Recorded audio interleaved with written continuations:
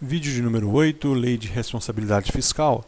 Na aula passada nós estávamos falando a respeito, nós paramos no parágrafo 1º, que dizia que nos poderes legislativo e judiciário de cada esfera, os limites poderão ser repartidos entre seus órgãos de forma proporcional à média das despesas com pessoal, em percentual da receita corrente líquida, verificada nos 3 exercícios financeiros imediatamente anteriores à publicação dessa lei complementar.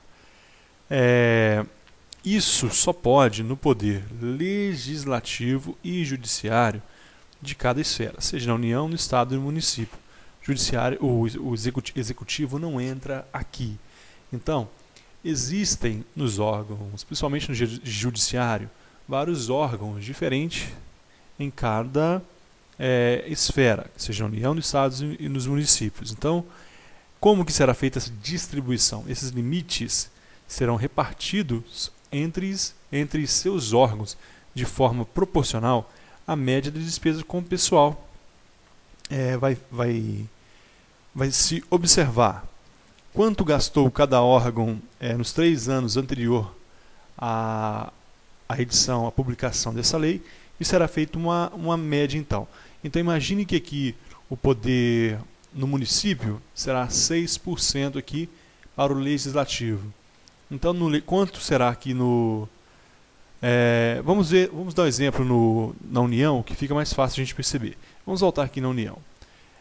Na União, no poder legislativo, será 2,5%. Então será feito aí, dos 3 últimos anos, de quanto foi gasto na Assembleia, na Câmara dos Deputados, no Senado Federal e no Tribunal de Contas. Isso vai fazer uma média dos 3 anos e vai se repartir desses 2,5% qual porcentagem para cada poder, para cada órgão. E assim com os outros órgãos. Tranquilo? Continuando. Parágrafo 2º. Para efeito desse artigo, entende-se como órgão o Ministério Público.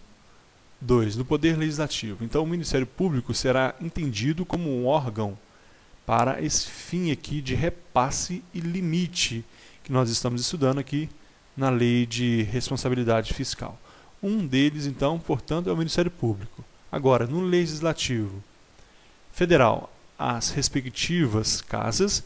Quais casas? Câmara, Deputado e Senado Federal.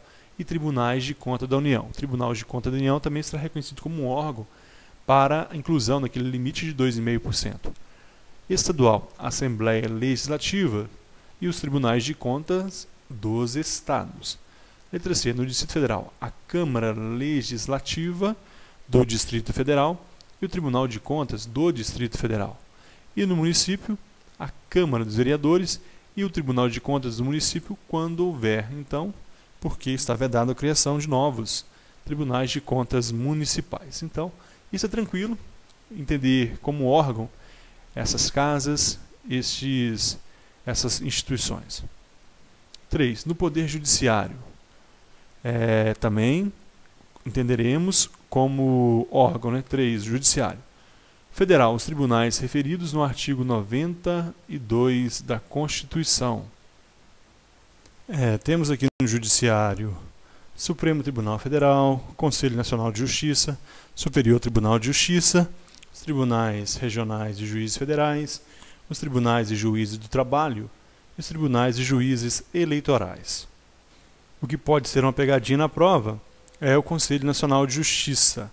O Conselho Nacional de Justiça também vai ser incluído aqui como limite aqui, então, portanto, como uma repartição aquela divisão daquele 6% da União. Então, deve estar dividido entre esses órgãos, Supremo Tribunal Federal, STJ, TRF, TJT e TJE, entre eles, e ainda o Conselho Nacional de Justiça, aqueles 6%. Estadual, Tribunal de Justiça e outros quando houver. Então, Tribunal de Justiça e qualquer outro tribunal que houver no Estado. Parágrafo 3º. Os limites para despesas com pessoal do Poder Judiciário, a cargo da União, por força do inciso 13 do artigo 21 da Constituição, serão estabelecidos a aplicação da regra do parágrafo 1º. O inciso 13 do artigo 21 da Constituição diz o seguinte, que é competência da União organizar e manter o Poder Judiciário, o Ministério Público do Distrito Federal, dos territórios e da Defensoria Pública dos territórios. Portanto, no caso do Judiciário, é competência da União. Então, por ser competência da União, nós vamos observar a regra do parágrafo 1º. E qual é a regra do parágrafo 1º? Que nos poderes legislativo e judiciário de cada esfera, os limites serão repartidos entre os seus órgãos de forma proporcional e vai fazer aquela média nos 3 meses que antecedem a publicação dessa lei. É isso que está dizendo aqui o parágrafo 3º. Sem maiores segredos, vamos continuar. Parágrafo 4º. Nos estados em que houver Tribunal de Contas dos municípios, os percentuais definidos nas alíneas A e C do inciso 2 do caput serão, respectivamente, acrescidos e reduzidos em 0,4%, 0,4%. Neste caso em específico, o que ocorre aqui é o seguinte: as alíneas A e C do inciso 2 diz o seguinte: 3% para o legislativo e 49% para o executivo. Estes são os valores estaduais, A e C. Neste caso, então, vai se acrescentar 0,4% para o legislativo e vai retirar esse valor do executivo. Então, o executivo vai ficar com 48,6% e o legislativo estadual com 3,4%. É isso que está dizendo o inciso que nós acabamos de ler. Só para não ficar dúvida, então, nos estados em que houver Tribunal de Contas dos municípios, os percentuais de 3% e de 49% serão respectivamente acrescidos de 0,4%, portanto 3,4%, e reduzido de 49%. Então será 48,6%. Isso aqui vale a pena você anotar e fazer anotação, porque pode ser questão de prova. Quinto, para os fins previstos no artigo 168 da Constituição, a entrega dos recursos financeiros correspondente à despesa total com pessoal do poder, pessoal por poder e órgão, será resultante da aplicação dos percentuais definidos nesse artigo, ou aqueles fixados na Lei de Diretrizes Orçamentárias. Portanto, para os fins previstos no artigo 168 da Constituição, o artigo 168 diz o seguinte: da Constituição, os recursos correspondentes às dotações orçamentárias, compreendidos os créditos suplementares e especiais. O que são créditos suplementares? Existem, pessoal, os créditos adicionais. Créditos adicionais servem para corrigir o orçamento, para corrigir a lei orçamentária anual. Então, o governador do estado enviou a sua lei orçamentária anual, só que aquele valor não foi suficiente. Então, ele vai pedir créditos adicionais para retificar, para corrigir aquele orçamento. Os créditos adicionais são divididos entre suplementares, que servem para reforçar o orçamento, os especiais, que criam uma nova dotação, e os extraordinários, para o caso de calamidades, enchentes, etc. Então, os recursos correspondentes às dotações orçamentárias, compreendidos créditos suplementares e especiais, destinados a quem? Poder Legislativo, Judiciário, Ministério Público e Defensoria Pública, serão entregues até o dia 20 de cada mês em duodécimos, ou seja, duodécimos em 12 partes, uma parte, é lógico, a cada mês. Então, até o dia 20 de cada mês. Por quê, pessoal? Para que esses poderes não fiquem pedindo esmola, para que eles não se tornem dependentes do Poder Executivo, para que eles não tenham que implorar pelo seu precisamos de dinheiro. Então, até o dia 20 de cada mês, deve ser entregue, então, portanto, esses valores aos poderes legislativos, judiciário, Ministério Público e Defensoria Pública. Então, para esses fins, a entrega dos recursos financeiros e órgãos será resultante da aplicação dos percentuais definidos neste artigo ou daqueles fixados na LDO, Lei de Diretrizes Orçamentárias. Então, anote aí, você tem a possibilidade de pausar o vídeo e voltar se não entender. Eu vou falar devagar. Anote, pessoal. O que você vai guardar para a sua prova? Então, os créditos adicionais suplementares e especiais, quando forem encaminhados aos poderes legislativo e judiciário, assim como o Ministério Público e a Defensoria Pública, serão entregues até o dia 20 de cada mês e serão, nessa proporção que nós vimos aqui, nessa porcentagem que nós vimos nesse artigo, o de 6% para o Poder Legislativo,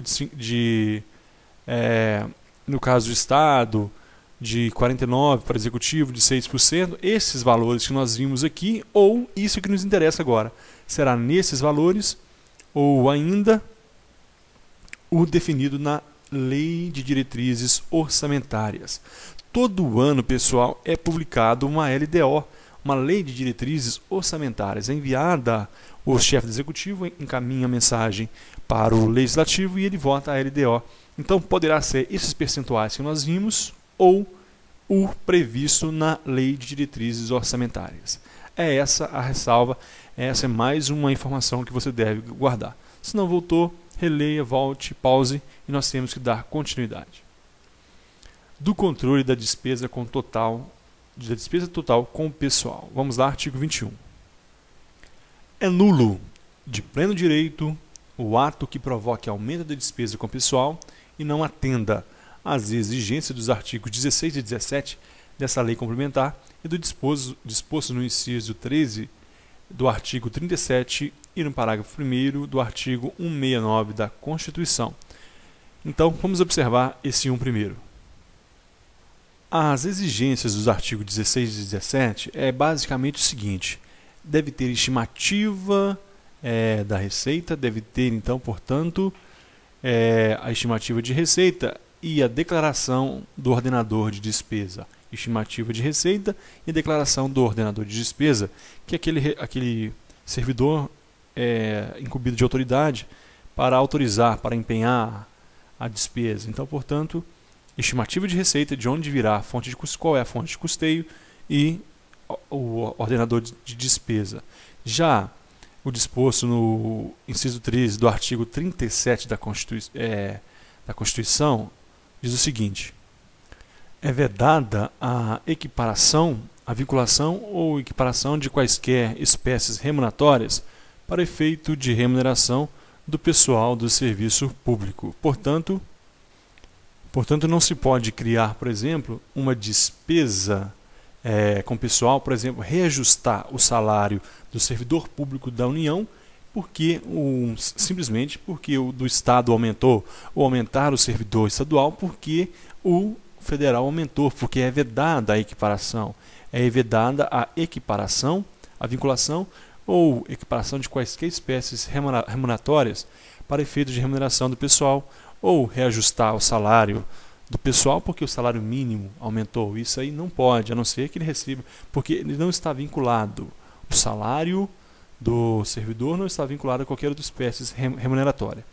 E o parágrafo 1 do artigo 169 da Constituição Federal, ele vem dizer que o aumento da remuneração, o reajuste salarial ou criação de novos cargos só pode acontecer se houver prévia dotação orçamentária, ou seja, está na lei orçamentária anual, suficiente para atender às projeções da despesa com pessoal e os acréscimos delas decorrentes, e se houver autorização específica na LDO, ressalvadas empresas públicas e sociedade de economia mista. Então, fora a empresa pública e sociedade de economia mista, todo o aumento de salário, então, ele só pode, então, portanto, haver esse reajuste, só pode, no primeiro caso não pode, né? Para que haja, então, o aumento de salário, para que haja o reajuste ou criação de novos cargos, deve haver prévia dotação. E aqui, autorização na LDO, salvo o quê? Empresa pública e sociedade de economia mista. As empresas públicas e sociedade de economia mistas, elas estão ressalvadas, portanto, dessa autorização em lei específica na Lei de Diretrizes Orçamentárias. Autorização específica na Lei de Diretrizes Orçamentárias, portanto. Porque o orçamento de investimento das empresas, ele é diferente do orçamento geral da União. Então, é uma só lei orçamentária. Mas dentro dela nós temos o orçamento da União, nós temos os orçamentos e temos também o orçamento das empresas, entre as empresas públicas e sociedade de economia mistas. E eles têm suas características próprias. Continuando, 2. É nulo ainda de pleno direito o ato que provoca o aumento da despesa, não observando o que nós acabamos de ver no 1. E 2. O limite legal de comprometimento aplicado às despesas com pessoal inativo. Nós vimos anteriormente, no vídeo anterior, limite legal com pessoal inativo. Se ultrapassou o limite dos inativos, sejam eles por disposição ou aposentadoria, então se ultrapassou esse limite legal, é nulo de pleno direito o ato que aumentou essa despesa. Deve ser observado aquele limite também. Parágrafo único.